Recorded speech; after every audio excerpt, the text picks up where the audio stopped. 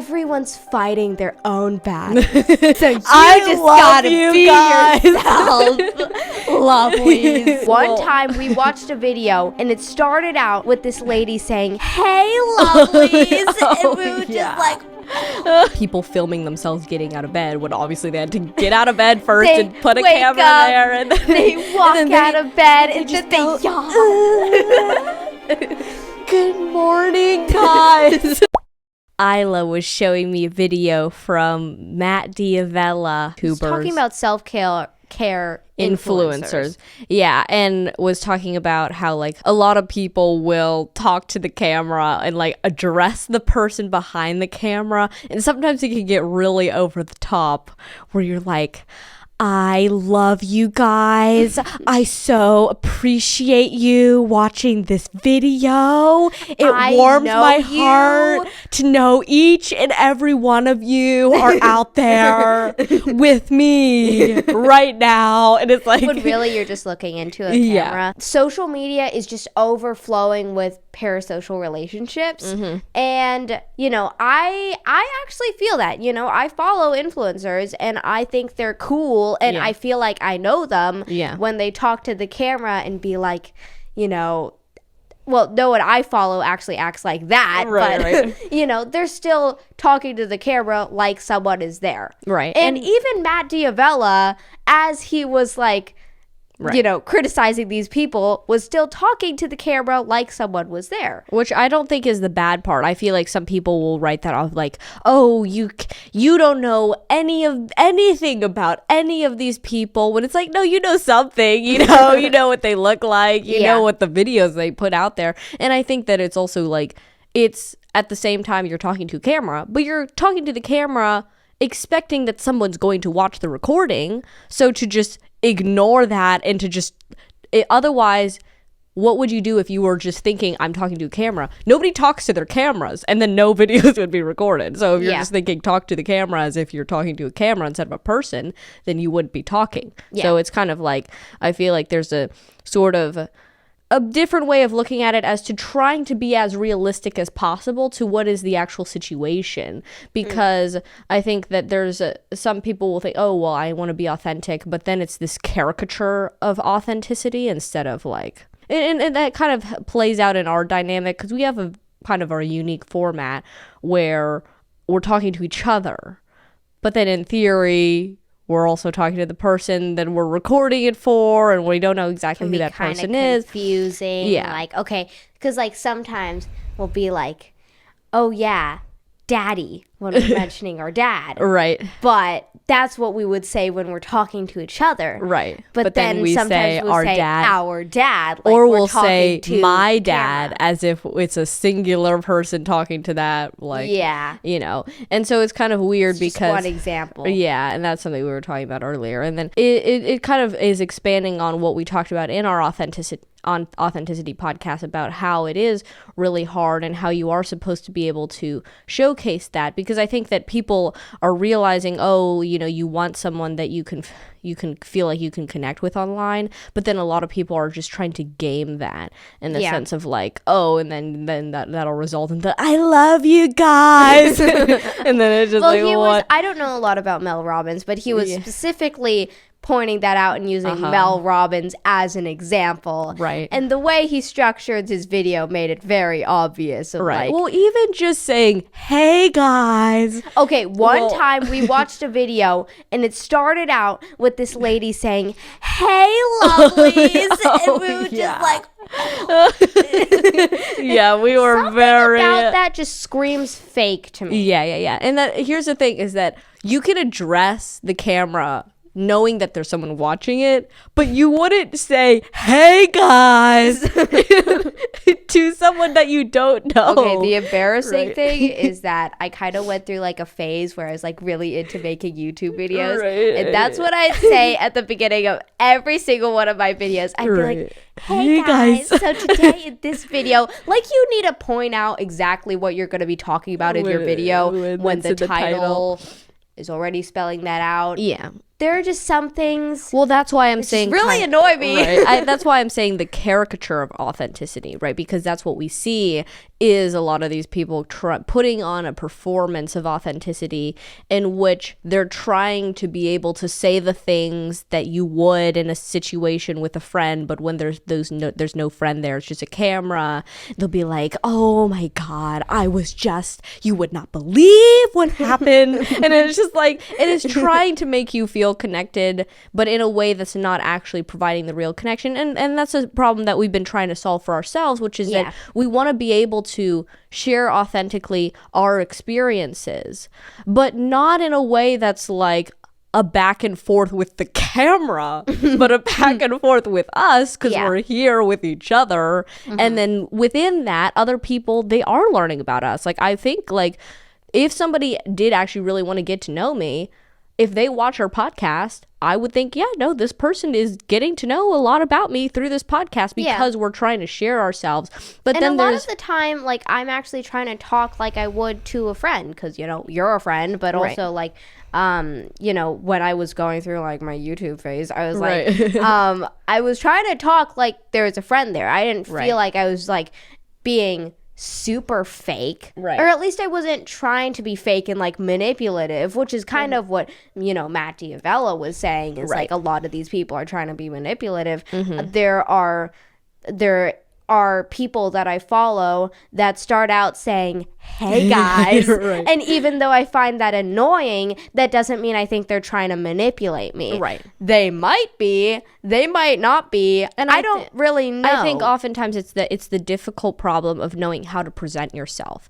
And then if you're starting off, especially like when you were younger, you don't know like exactly how you want to present yourself, so then you're mimicking what you see as like a place to start at the very least, right? And so and then clearly something new like making a video, which isn't a very natural thing to do, is something where then you mimic how other people are navigating that situation, right? And then, but I think that more broadly what this kind of reflects is that we resonate with things that are aligned with reality. We want something that's actually that's not fake, right? That's what's the opposite of fake. It's being real. And what is real? And I feel like that's part of what is difficult to navigate, is that you don't want to pretend like there's nobody watching, right? Because you're making something for the purpose of somebody watching it. And when we're doing these podcasts, we're not just thinking we're two people in a room with each other and there's no cameras on, because there are cameras on. Right? And so a lot of time we'll explain certain things that we know, we know. Like, we'll use a term and then we'll be like, then I'll look at the camera and be like, this is what we're talking about. And then that could be weird. Well, it is. Well, I think, but we've kind of I see that all naturally, if I'm referring to something that I think someone watching wouldn't know, but I know that I'll look more at the camera, right? But it's something that is become I'll know more in 3 natural. years if that looks cringy or not. It's kind of hard to like look back on a video you made last week and be like, ooh, that sucks. Like, you don't want to think that. Right. Yeah, I mean, I think that there's something to just trying to navigate the reality of the situation in a very unnatural situation, which is I'm sitting here with cameras on and I'm trying to talk to somebody. But I think that that's what actually resonates, is that when we're actually walking the line of what is it realistically like to have a conversation with someone while also doing it for the purpose of other people potentially watching in the future. You get comfortable with that and you feel like you can be your natural self, if you can be true to that, right? Because I think there's something to like, there is something to like, right, like nobody's reading or act like, dance like nobody's watching or something, but and then there's something to that will resonate. But I think that trying to overly portray that side of it is also not really natural. And then it is a weird thing, because if you're like filming a vlog or something and then people it's clear what is happening if it's not natural versus is natural in terms of like, oh my gosh, my pants are so itchy, and it's like, people will just, where have you watched that? well, people will just try to like say more to try to like communicate the experience because they're not comfortable in the experience. Yeah, also they'll like film themselves coming out of a door. Right. But they had to go through that door to put the camera there, unless they have a camera person. Right. And then go back and then walk through the door like isn't a camera there. Yeah. And then there's also, there's obviously things that are obviously performative in terms of some people filming themselves getting out of bed when obviously they had to get out of bed first and put a camera there. And then they walk out of bed and then they yawn. Good morning, guys. And it's just like, okay, this is obviously a performance, right? And that's not like the being manipulative. I think that there's like the way Matt D'Avella explains it. I think most everyone, they see the other people doing it and then in their morning vlog, and then they just do the same thing. Yeah, that's true. But the way Matt D'Avella was kind of describing it is like, okay, you build this what's it called? The relationship. Parasocial relationship by doing all of these things, by talking to the camera and saying you love this random person that you don't actually know, and by getting out of bed and looking all majestic while you're yawning when you know you're just faking it. Full face of makeup in the morning. Yeah, you totally woke up with a full face of makeup. Yeah, clearly. You totally did that. Yeah. Totally. Yep. But basically you build this parasocial relationship, and then he's talking about like he's got this little pyramid where it's like, okay, and then from there a lot of people will go to steal your money and advertising maybe certain things that are like scams or saying that they know things that they don't actually know, and then other people are not doing that. So it's like, are these parasocial relationships like bad? I feel like it's not necessarily. I think being able to extrapolate it from the more normal problems that we've always had, because we've always had the problem of trying to figure out how to present ourselves and trying to think about what it's going to be like from the person receiving whatever it is that you're putting out with your actions and your words, right? Because I think that there's something to, and this is something that we struggled with because we were often in a position of being by default misunderstood as kids that were trying to do something real in the world and just weren't school. And weren't following a traditional path. Like the default impression that everyone's going to have was always going to be something that was probably going to be misunderstanding. And I feel like I need to, explain this to the camera, whoever's behind the camera. I don't really know. Right. We covered that. Yeah. But we were not homeschooling. Yeah. We also didn't go to school. We were running like a virtual school for a while, but we're not doing that anymore. And every single one of those different points or sentences has a preconceived idea of what that is from other people that might be different based on those people, but is usually not what we were actually doing, because we were having trouble actually, and we still do have trouble articulating what that is. Yeah, and it's hard because it's like, what do you focus on? Do you focus on being maximally authentic, or do you focus on how do I make sure this person leaves with an accurate representation of who I am? And oftentimes, because we were so much in a position of being by default misunderstood, it was like, oh my gosh, if I just try to be myself, they're not going to understand me, right? And that can be a very exhausting position to be in. And I think that even though we have a very unique situation, I think a lot of people feel that. Yeah, that's where you get the knee-jerk teenage reaction of, you don't understand me. Yeah, a lot of people feel that way. Well, I think it's something where it's like people are so used to other people trying to present the best sides of themselves that if you're not trying to do that, if you're just trying to be yourself, then it's just way more easily you're just going to be written off. People aren't going to try to understand. People aren't going to try to be curious. So well, also in some fields more than others. I feel like one way that I used to approach it, since when I was younger, I was more insecure because I was younger. Then I would oftentimes approach it with this lens of, oh my gosh, people are going to judge me, so I need to covet their being hi, I am Isla, and I did this thing, and then I'd go on a big long rant about my life to make sure they didn't misunderstand me. Right. That was a problem that we did have to deal with a lot, because you want to be authentic, but then it's very difficult to understand how you might want to actually do that and balance all of these things at once, right? And I think that is a problem that happens, that is a long-standing problem, although I think more and more recently it's been a bigger and bigger problem because we're connected with so many different people, and there's all these different and because of this new thing have. of the influencer where you can have a ton of people talking, like listening to what you're saying and hanging on your every word when you don't know them, you don't know all of them, and like how are you supposed to approach that? Like one of the things that sparked this conversation was there's a channel called Digital Spaghetti that is started by the CEO of Patreon, I think, where he was basically just interviewing different creators about their creative process and like what they do and how they edit. And one of my favorite creators actually got on there.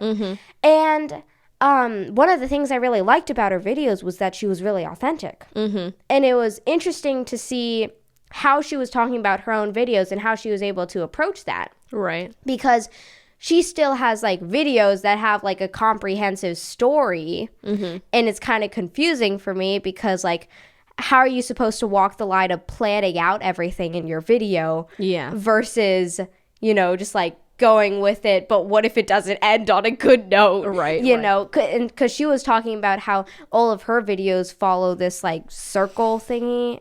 We'll put an image up. I forget what it's called, but it's basically where like it's like the hero's journey, where you start out and you're learning, and then some things are tough, but then you get over it and you're a new person now. And she follows that in all her videos, pretty much all her videos.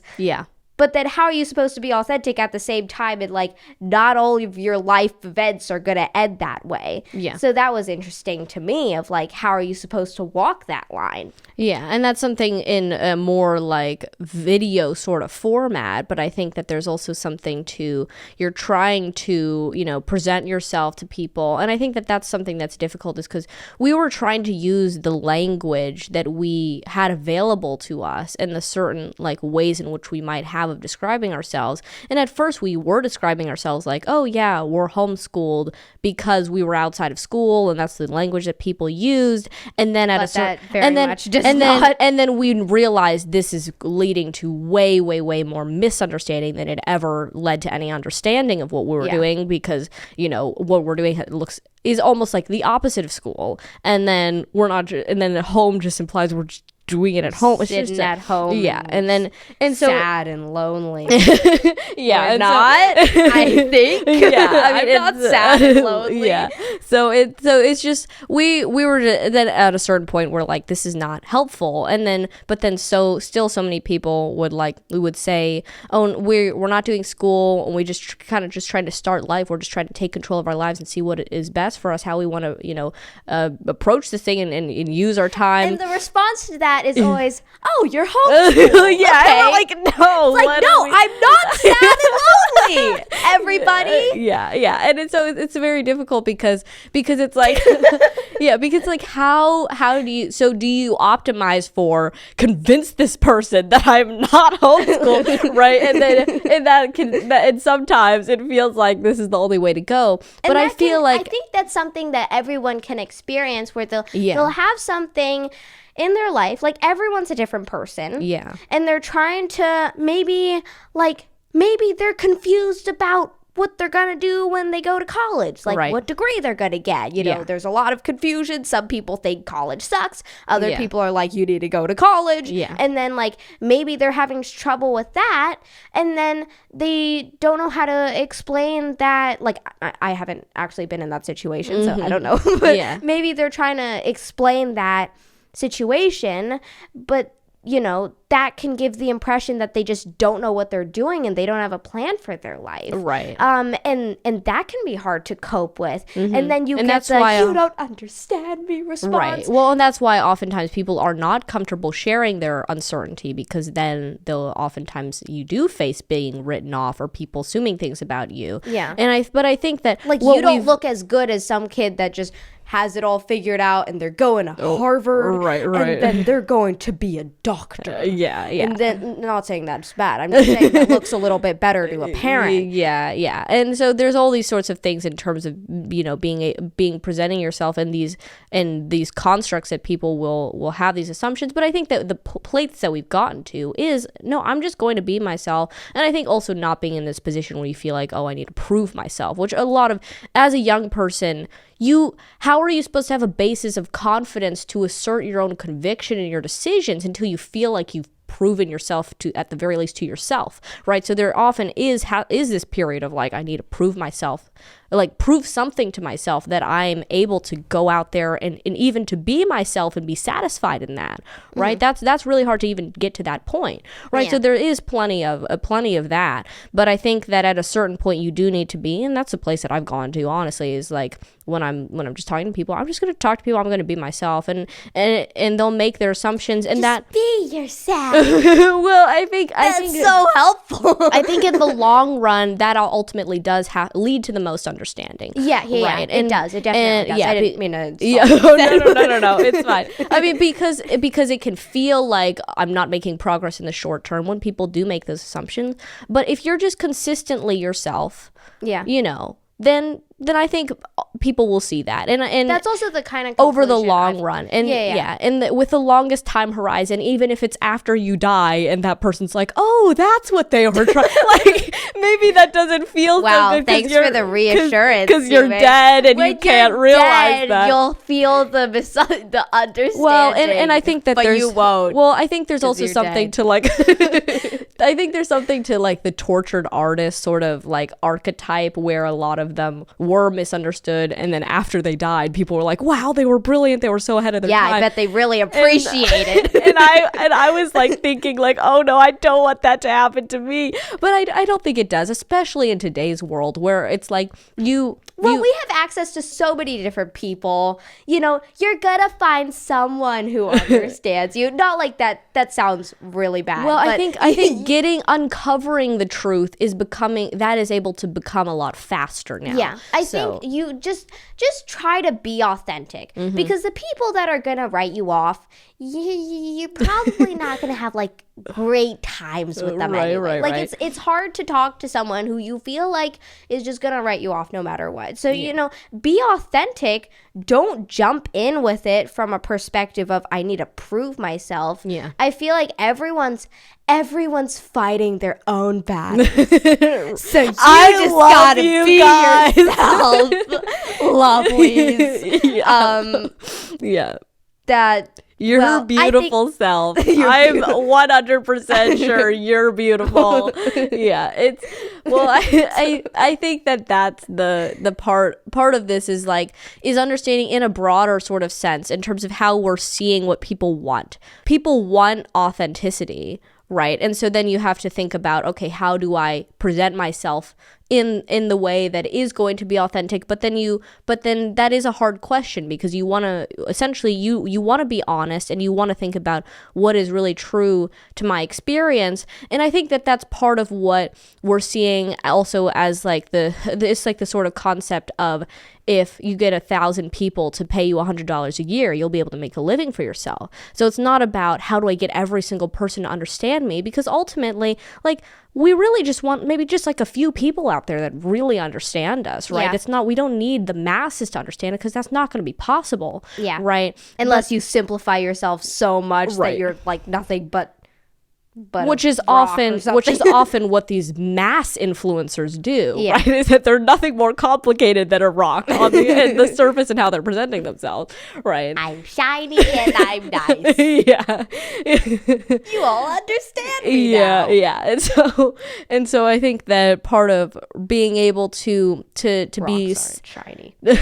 to be satisfied with that is to know who you are and how to present yourself in that way, so that you can know if there's someone who doesn't understand, that's okay, and that isn't relevant to me, right? In terms of how I'm ultimately going to be able to find the most fulfillment, because it's not optimizing for the masses, and it is being able to find that in yourself so that you can have a community that can give that to you, right? But then I think that that's part of what we're seeing is that's what allows for this resonance, is honesty. What I've come to realize is that when I just want to talk to a friend, like I just want to make a friend, I just be radically transparent. Like one of my favorite YouTubers, I mentioned her earlier, Macari SP, she did an interview and she was talking about where she was having a lot of trouble making friends. And then when she finally made a friend, it was because she met someone, and then, they were just grabbing the same weight at a gym or something. Right. And then she was like, I'm sorry, I'm so socially awkward. I don't know how to deal with this situation. Right. And the other person was like, oh yeah, me too. Right. There you go. Right. Well, it's like, it basically you're showing yourself and you're showing your insecurities. Right. You're showing your big, ugly soul. You're putting it out there. Right. And then people are like, me too. Right. People are seeing that and they can relate to it. And then, they actually feel like you're being open and honest, so they can feel like they can be that way too. Yeah. And that's really what I think that's something everyone wants. Yeah. And I think that that's something that also we've seen is like, if you are the person with the most clarity and confidence in the room, then you kind of have a responsibility to prioritize helping other people feel comfortable over your own, is to be able to see the suffering in people and the people around you and to prioritize that over your own, right? And I think that that's kind of what it means to be that person, is to, hey, like that's the easiest way to help people feel comfortable. Be a little bit ridiculous. Put yourself out there, and then it'll be like, oh, maybe I'll do something stupid, but I won't look as stupid as that person, and that's kind of how you open it up for other people to be comfortable. Yeah. And that's something where, and I don't always feel comfortable to do that. Yeah. But it's tough. But at least what I'm doing is I just share what comes to mind. I share myself, and I'm trying to get to that place. Yeah. I'm not saying this is the easy solution. Yeah. It's not easy. But if you see that as a solution, then you can actually start to like go in that direction. And that's something that I've found that I want to do. And that's something that's been helpful to me. And you're not always going to be recognized for that either, because a lot of people, they'll see, oh, this person's being ridiculous. I'm way less ridiculous than that. Right, without seeing what you're doing. And that is the response oftentimes that you'll get, because if there's a lot of people are looking for validation. A lot of people are struggling with their own confidence. So if you put yourself out there in that way, that's an easy confidence boost for them. That's way up for grabs. Oh, look at me. I would never do that, right? Yeah. And that's very annoying. Yeah, when people do that. Yeah, and because they're not seeing what you're doing, and that's part of the problem. That's part of the burden of, if you are the person with the most clarity, then you'll be trying to help other people in these ways that they can't perceive, right? And that can be really difficult, because I think a lot of people in those situations, they don't get the appreciation that they deserve. But I think ultimately, I need a lot of appreciation for doing a chicken dance randomly, making other people feel less stupid than me. Well, not exactly that, but it's just about making people feel comfortable and making it easy for people not like putting yourself up there like, oh, everyone needs to look up to me. Right. Because if they're trying to strain their neck to look up to you, right. then it's hard for them to talk to you. Well, then oftentimes the way that you do that is by lowering yourself. Yeah. Right. And by lowering yourself, a lot of people will just step all over you. Right. And that's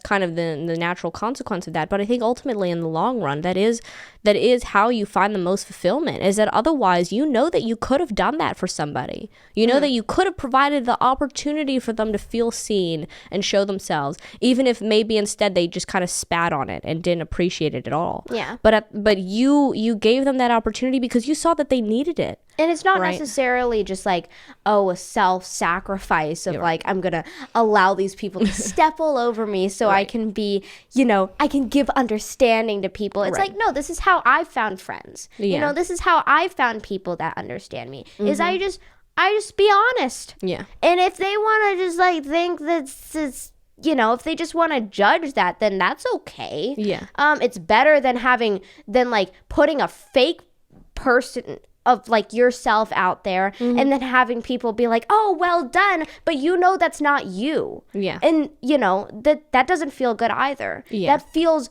even worse, because then you've got no one with you to experience that with you.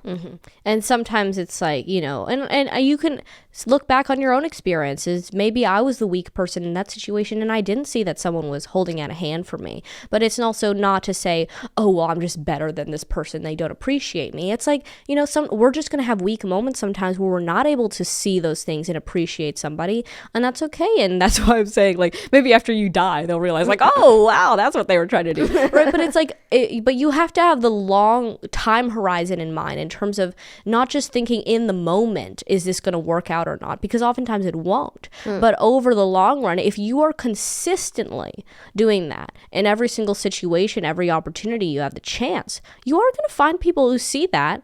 And they're going to be that and be like, wow. And you just keep doing it, even when people don't see it. And that's something where it's like, that isn't a self-sacrifice in the end, because I think these things do balance out, because I think that there is a truth in that ultimately will be uncovered. And I think that the opportunity that we have in today's age where you are able to present yourself online and more people can see it and more people can look into you and see the real facts on the ground, that uncovering of the truth and finding people that do understand is happening more, is the opportunity for that to happen is more and greater now than ever before. And I think that's a gift, that's an opportunity we can take advantage of.